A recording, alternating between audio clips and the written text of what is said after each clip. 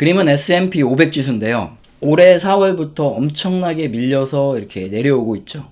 매번 말씀드리지만 저도 더 갈 줄 알고 분할 매도를 한다고 깝치다가 못 팔고 물려 있어요. 이게 꼭 분할 매도를 안 하고 한 방에 싹 다 팔면 주가가 갑자기 올라요. 그러면서 이제 배가 아파서 잠을 못 자게 만드는 일이 생기고, 이번에는 좀 원칙을 지켜야지 하면서 이렇게 분할 매도를 하면 갑자기 주가가 개 빠지면서 팔지도 못하게 하는, 이게 주식시장이라는 거죠. 주식 투자하다 보면 이걸 불로소득이다 이렇게 생각하시는 분들이 많은데, 해보면 절대 아니죠. 이렇게 폭락했을 때 물려서 뭐 한강을 갈까 말까 막 고민도 하고 마음고생도 하는 마당에 꼭 이럴 때 가족이나 아니면 친척들이 꼭 눈치 없이 극딜을 넣어요.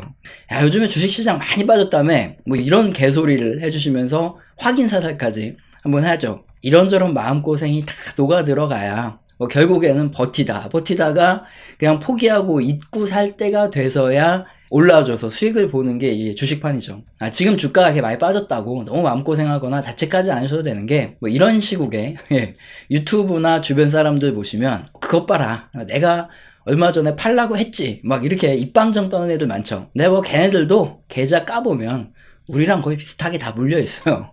미국 주식은 뭐 작년 12월 최고점에 전량 매도했다. 뭐 코스피 같은 경우에는 작년이죠. 7월에 전량 매도하고 지금까지 현금을 갖고 있어야, 그래야지 제대로 매도한 건데 그런 놈은 거의 없다는 거죠. 왜냐하면 매도해라, 조심해라 이렇게 말하는 건 너무나 쉬워요. 이거 딱 보시면 아시겠지만 작년 이 12월 내에 가격대 대부분 다 들어왔어요. 근데 최근에 금리 인상 속도가 굉장히 빨라지고 있죠. 인플레이션 때문에. 그러다 보니까 올해부터 내년 사이에 한번 수익을 실현하고 현금화를 해야겠다. 이게 우리의 지금 방침이에요. 각각 종목마다 자기가 생각하는 이런 가격도 있고 이슈들이 있잖아요. 여기에 이제 이만 정도의 프리미엄을 다 받고 그랬으면 고점이다 싶을 때는 알아서 올해에서 내년 사이에 한번 현금화를 하고 폭락하면 또 다시 쓸어 담고 이렇게 가자는 게 지금 우리 채널의 방향이죠. 자, 이게 우리 채널에서 지난 3월에 주식시장이 이렇게 반등해서 올라갔을 때 방송했던 내용인데, 매도해라 조심해라 이런 소리는 뭐 우리도 다 했어요. 근데 실전 투자는 뭐냐, 실전 투자에서 한 방에 다 매도하는 것보다 분할 매도 하잖아요 보통. 그러다 보면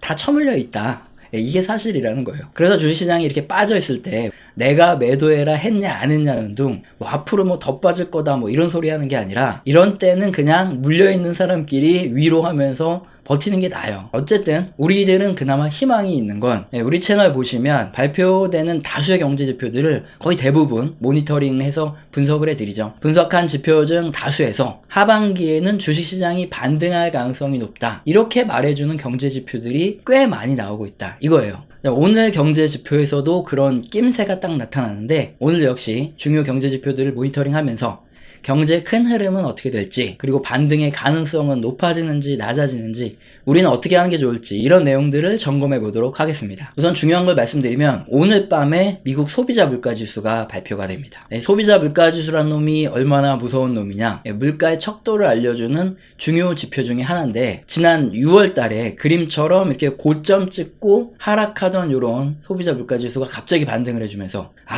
인플레이션이 이게 정점이 멀었구나, 이런 절망감에 주식시장을 완전히 더 빠지게 만들었던, 이렇게 제대로 폭락시켰던 이놈이 바로 이 소비자 물가지수라는 놈이고, 오늘 밤에 발표된다는 거죠. 지난달 6월에 발표된 지표를 지금 보여드리고 있는데, 이거는 5월 한 달간의 조사된 통계 자료가 6월에 발표되고요. 그리고 오늘 밤에, 그러니까 7월에 발표되는 건 6월 한 달간의 조사된 소비자 물가지수, 요 자료가 오늘 밤에 발표되는 겁니다. 지난 6월 달에 발표된 소비자 물가지수가 이렇게 급반등을 했던 이유는 뭐냐, 여기 보이는 그림처럼 국제유가가 가장 큰 역할을 했어요. 5월 한 달간의 그림을 보시면은 국제유가가 뭐 거의 20% 가까이 이렇게 한 달 만에 급등을 합니다.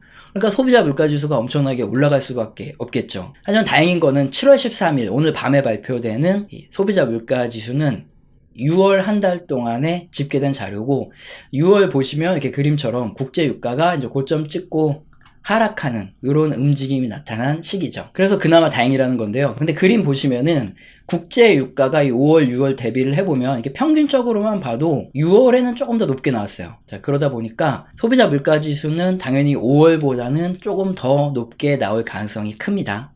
그래서 전년 동기 대비해서도 굉장히 높게 나올 가능성이 크고요. 근데 지금 우리한테 중요한 건 전년 동기 대비가 아니라 지금 국제유가가 이렇게 떨어지고 있기 때문에 전월 대비해서 얼마나 증가했냐, 이게 훨씬 더 중요해질 거예요. 왜냐면 5월 달에 소비자 물가 지수가 굉장히 많이 올랐는데 이거보다 더 높냐 낮냐? 높을 텐데 조금 높으면은 그럼 주식시장이 굉장히 큰 호재가 되는 거고, 만약에 확실히 높으면은 그럼 주식시장이 단기적으로 또 흔들릴 수 있겠죠. 지금 전문가들의 예상치, 컨센서스라 그러죠. 5월보다 1.1% 더 올라갈 거다. 이것도 꽤 많이 올라간 거긴 한데 그렇게 예측을 하고 있는데 1.1%를 기준으로 더 높게 올라가면은 주식시장이 내일 좀 안 좋을 거고, 더 낮게 나오면 주식시장이 좀 좋을 가능성이 크다. 이걸 일단 기억을 해야 되고요. 근데 전체적으로 봤을 때 오늘 밤에 발표된 소비자 물가지수는 큰 의미는 없어요. 그림처럼 지금 국제유가가 95.9달러까지 이렇게 폭락을 한 상태입니다. 이게 7월 한 달간 이렇게 빠졌기 때문에 다음 달이죠. 8월에 발표되는 소비자 물가지수는 당연히 좀 낮아질 수밖에 없어요. 그래서 다음 달에 발표되는 소비자 물가지수가 확실히 더 중요하고요. 이번 달에 발표되는 소비자 물가지수는 뭐 당연히 좀 높을 수밖에 없다. 이건 투자자들이 이미 다 예상을 하고 있기 때문에 그렇게 큰 영향은 없다. 이걸 우리가 기억해야 되는 거고요. 일단 오늘 밤에 발표되는 거 보고 내일 또 다시 자세하게 세부적인 내용 분석해서 설명해 드리기로 하고, 다음으로 살펴볼 주요 경제 지표는 미국 채권 시장의 움직임을 알 수 있는 미국채 금리예요. 우선 미국 10년물 국채 금리가 지금 그림 보시면은 고점을 찍고 계속 떨어지는 이런 움직임이 나타나고 있습니다. 10년물 국채는 장기 국채라고 하는데 인플레이션이나 이제 기준금리 인상이 된다. 그러면 막 올라가요. 기대감이 반영이 되기도 하지만 반대로 경기가 침체된다. 그러면은 금리가 떨어집니다. 왜냐? 경기가 침체되면 이제 기업도 그렇고 개인도 그렇고 투자가 줄어들고 대출이 또 줄어들죠. 장기로 대출을 받아서 뭐 설비 투자를 하거나 기계를 투자한다거나 아니면 개인들의 경우에 부동산을 이렇게 장기로 대출받아서 투자하는데 이런 수요가 감소한다는 거죠. 대출을 받으려는 사람이 확 줄어드니까 당연히 수요 공급의 원리에 의해서 금리는 떨어집니다. 그래서 경기가 침체될 것으로 예상되면 국채금리가 떨어져요. 하지만 반대로 이렇게 10년물 국채금리와 다르게 그림의 녹색이 2년물 국채금리거든요. 2년물 국채금리 같은 경우에는 만기가 짧은 국채라 그래요. 단기 국채라고 하는데 기준금리의 영향을 가장 크게 받습니다. 향후 기준금리가 올라갈 것 같다 그러면 금리가 빠르게 오르고요. 기준금리가 떨어질 것 같다 그러면 또 급하게 떨어지는 이런 특성이 있습니다. 그래서 이제 최근에 기준금리 인상 소식 때문에 2년물 국채금리가 이렇게 크게 올라갔던 거고요. 자, 그런데 이 10년물 국채금리와 2년물 국채금리 그림을 보면 두 금리 모두 최근에 이렇게 떨어지는 움직임이 나타나고 있어요. 이 말은 무슨 뜻이냐면은 이 투자자들이 인플레이션에 대한 우려를 좀 단기적으로 과하게 우려를 크게 했었다가 인플레이션이 높긴 하지만 지난 6월에 이렇게 예상했던 것보다 인플레이션이 별로 심하진 않겠네. 점점 인플레이션이 잡히겠네 이렇게 예상을 하기 때문에 국채금리가 떨어지는 거거든요. 이 그림이 뭐냐면은 채권 투자자들이 예상하는 기대 인플레이션율이에요. 향후 5년 평균 기대 인플레이션율은 뭐 한 2.5% 정도 이렇게 생각을 하고 있고 10년간 기대 인플레이션율은 한 2.3% 정도 투자자들이 생각한다는 거고요. 중요한 건 계속 떨어지고 있다 이 소리죠. 글로벌 투자자들은 지금 인플레이션에 대한 기대감을 점점 낮추고 있다는 이런 뜻이고요.